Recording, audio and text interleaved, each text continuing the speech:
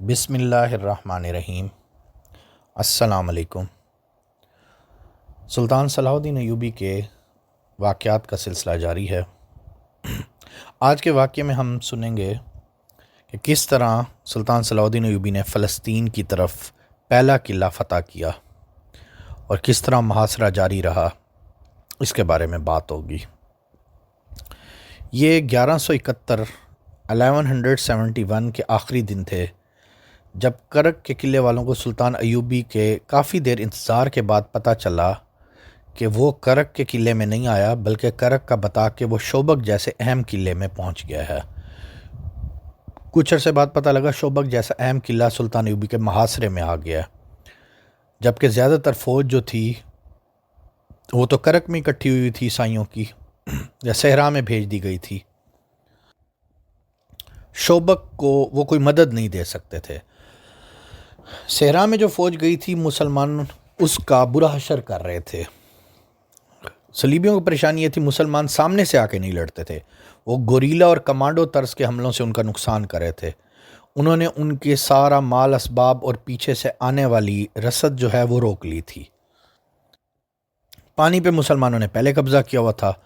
صلیبیوں کی فوج نہ لڑنے کے قابل رہی، نہ پیچھے ہٹ کے شوبک کے قلعے بچانے کے لیے پہنچ سکتی تھی۔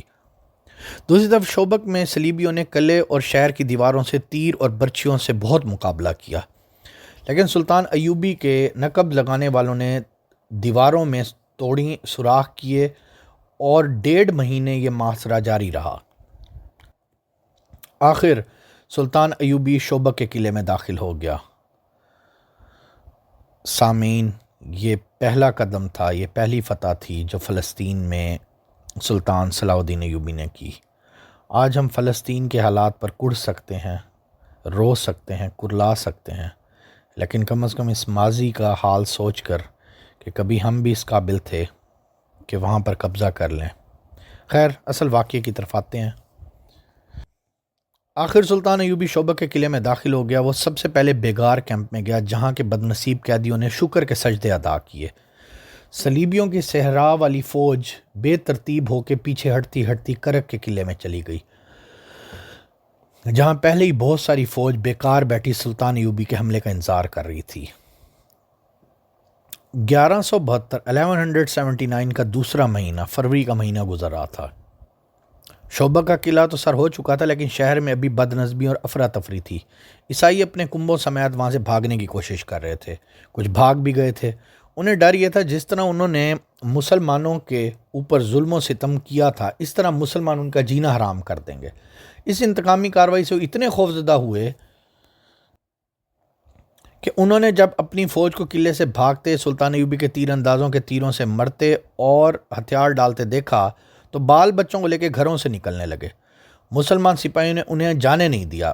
سالاروں اور کمانڈروں نے اپنی طرف سے خود ہی حکم جاری کر دیا شہر سے کسی شہری کو باہر نہ جانے دیں۔ چنانچہ سپاہی بھاگنے والے عیسائیوں کو ریگستانوں، دور دراز گوشوں، ٹیلوں سے روک روک کے واپس بھیج رہے تھے۔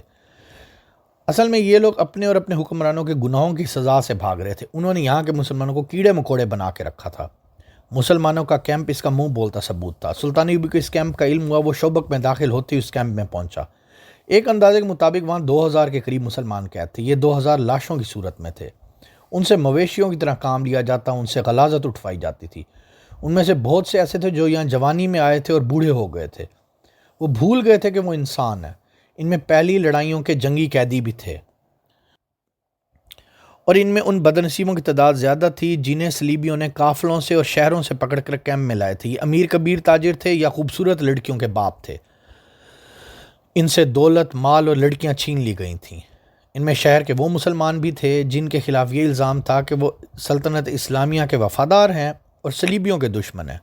شہر میں جو مسلمان رہتے تھے وہ نماز اور قرآن گھروں میں چھپ چھپ کے پڑھتے تھے، وہ بھی اس طرح کہ آواز باہر نہ جائے۔ وہ کم حیثیت کے عیسائیوں کو جھک جھک کر سلام کرتے تھے۔ اپنی جوان بیٹیوں کو تو وہ پردے میں ہی رکھتے تھے کہ پردے سے باہر نہ نکلیں۔ ان معصوم بچیوں کو باہر بھی نہیں نکلنے دیتے تھے۔ عیسائی خوبصورت بچیوں تک کو اغوا کر لیتے تھے۔ سلطان ایوبی نے جب ان 2000 زندہ لاشوں کو دیکھا تو اس کی آنکھوں میں آنسو آ گئے۔ اس نے کہا، ان مظلوموں کو آزاد کرانے کے لیے میں پوری کی پوری اسلامی سلطنت کو داؤ پہ لگا سکتا ہوں۔ اس نے ان کی غذا اور ان کی صحت کے فوری احکامات جاری کر دیے۔ اور کہا تھا ابھی انہیں اسی جگہ رکھا جائے، انہیں بستر مہیا کیے جائیں۔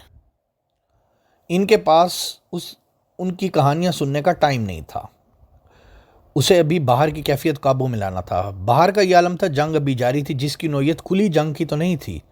صورت یہ تھی، صلیبی فوج جو سلطان ایوبی کے دھوکے میں آ کے کرک اور شوبک سے دور اس فوج کو روکنے کے لیے چلی گئی تھی اور بکھر کر پیچھے جا رہی تھی۔ مسلمان دستے اس پہ شب کن مار مار کر اور زیادہ برا حال کرتے۔ سلطان ایوبی کو اطلاعات مل رہی تھی کہ بعض جھڑکوں میں اس کے دستے گھیرے میں آ کے نقصان اٹھا رہے تھے۔ یہ خطرہ بھی تھا کہ کرک کے قلعے میں جو صلیبی فوجی ہیں وہ صحرا میں بکھری اور پھنسی ہوئی فوج کی مدد کے لیے آ جائیں گے۔ اس صورتحال کے لیے سلطان ایوبی کے پاس فوج کی کمی تھی۔ مصر سے وہ فوج نہیں منگوا سکتا تھا کیونکہ وہاں کی سازشیں ابھی ختم نہیں ہوئی تھیں۔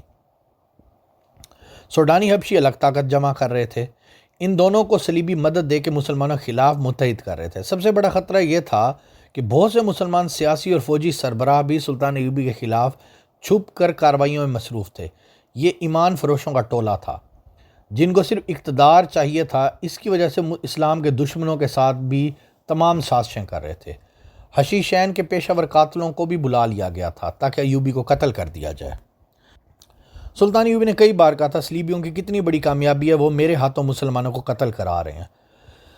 بے شک جن کو قتل کر رہا ہوں وہ ایمان فروش ہیں، انہوں نے غداری کی ہے، مسلمانوں کے ساتھ غداری کی سزائے موت دی ہے، لیکن وہ مسلمان تھے، کلمہ گو تھے۔ کاش یہ لوگ اپنے دشمنوں کو پہچانتے اور صلیبیوں کے ساتھ مل کے غداری نہ کرتے۔ اب جب کہ شوبک کا قلعہ اس کے قدموں میں تھا، وہ قلعے کی دیوار پر فوجی مشیروں کے ساتھ گھوم رہا تھا۔ اسے شہر کے مسلمان باشندے گروہ در گروہ ناچتے اور اللہ اکبر کے نعرے لگاتے نظر آ رہے تھے۔ اونٹوں پر شہیدوں کی لاشیں اور زخمی لائے جا رہے تھے۔ سلطان ایوبی گہری سوچ میں کھویا ہوا تھا۔ اس کا دست رات بہاؤدین شداد اپنی یادداشتوں میں لکھتا ہے، صلاح الدین ایوبی کے چہرے پر فتح اور نصرت کا کوئی تاثر نہیں تھا۔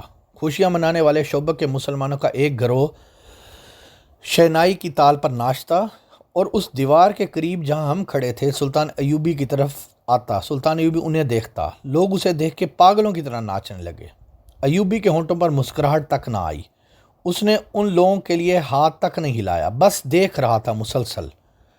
گروہ میں سے کسی نے بلند آواز سے کہا، صلاح الدین ایوبی بن نجم الدین ایوب، تم شوبک کے مسلمانوں کے لیے پیغمبر بن کر آئے ہو۔ وہ لوگ عربی النسل تھے، ایک دوسرے کو باپ کے نام سے پہچانتے اور پکارتے تھے، اس لیے ان میں سے بیشتر صلاح الدین ایوبی کو بن ایوب یا بن نجم کہتے تھے۔ سلطان ایوبی کرد نسل سے تھا۔ ناچنے والوں میں سے کسی نے نعرہ لگایا، کرد کے بچے، ہم تیری پیغمبری کو سجدہ کرتے ہیں۔ صلاح الدین ایوبی یک لخت بیدار ہوا، تڑپ کر بولا، نہیں نہیں، ایسا نہ کہو، مجھے گناہ گار نہ کرو، میں پیغمبروں کا غلام ہوں، سجدے کے لائق صرف اللہ کی ذات ہے۔ میں نے سلطان کے ایک محافظ سے کہا، بھاگ کر جاؤ اور ان لوگوں سے کو ایسے نعرے نہ لگائیں، امیر مصر ناراض ہوتے ہیں۔ محافظ جانے لگا تو ایوبی نے اسے روک کر کہا کہ آرام سے کہنا، پیار سے بات کرنا، ان کا دل نہ دکھانا، انہیں ناچنے اور گانے دینا، انہوں نے جہنم سے نجات حاصل کی ہے، میری زندگی ان لوگوں کی خوشیوں کے لیے وقف ہے۔ وہ اور کچھ نہ کہہ سکا کیونکہ اس کی آواز بھر آ گئی، یہ جذبات کا غلبہ تھا۔ اس نے منہ پھیر لیا، ہم سب سے اپنی آنکھوں میں آنسو آئے ہوئے چھپا رہا تھا۔ کچھ دیر بعد اس نے ہم سب کی طرف دیکھا اور کہا، ہم ابھی فلسطین کے دروازے پر پہنچے ہیں، ہماری منزل بہت دور ہے، ہمیں شمال میں وہاں تک جانا ہے جہاں سے بحیرہ روم کا ساحل گھوم کر مغرب کو جاتا ہے۔ ہمیں سرزمین عرب سے آخری صلیبی کو نکال کر بحیرہ روم میں ڈبونا ہے۔ وہیں سلطان ایوبی نے اپنے بہت سارے مشیروں کو حکم دیا، سیر شہر میں منادی کرا دیں، کوئی غیر مسلم اس خوف سے شہر سے نہ بھاگے کہ مسلمان انہیں پریشان کریں گے۔ کسی کو کسی مسلمان فوجی یا شہری سے کوئی تکلیف پہنچے تو قلعے کے دروازے پر شکایت کرے، اس کا ازالہ کیا جائے گا۔ اس نے زور دے کر کہا، ہم کسی کے لیے تکلیف اور مصیبت کا نہیں، پیار اور محبت کا پیغام لے کر آئے ہیں۔ اگر کسی نے اسلامی حکومت سے خلاف کوئی بات یا حرکت کی تو اسلامی قانون کے تحت سزا دی جائے گی جو بہت سخت ہوگی، اور یاد رکھیں اسلامی قانون کے تحت کوئی غیر مسلم بچ سکتا ہے نہ مسلمان۔ اس لیے اس کے ساتھ حکم دیا، شہر میں اگر کوئی صلیبی فوجی یا جاسوس چھپا ہوا ہے تو اسے کسی نے اپنے گھر میں پناہ دے رکھی ہے تو فوراً اپنے آپ کو مسلمان فوج کے حوالے کر دے۔ سلطان ایوبی کی فوج قلعے کی ایک دیوار توڑ کر اندر آ گئی تھی۔ اس نے حکم دے رکھا تھا قلعے کے اس حصے میں فوراً قبضہ کیا جائے جہاں صلیبیوں کا جاسوسی کا محکمہ ہے۔ کیا وہاں سے کچھ راز ایوبی کو ملے؟ جس کی وجہ سے اس کی اگلی فتح آسان ہوئی۔ آنے والے حصے میں بتایا جائے گا۔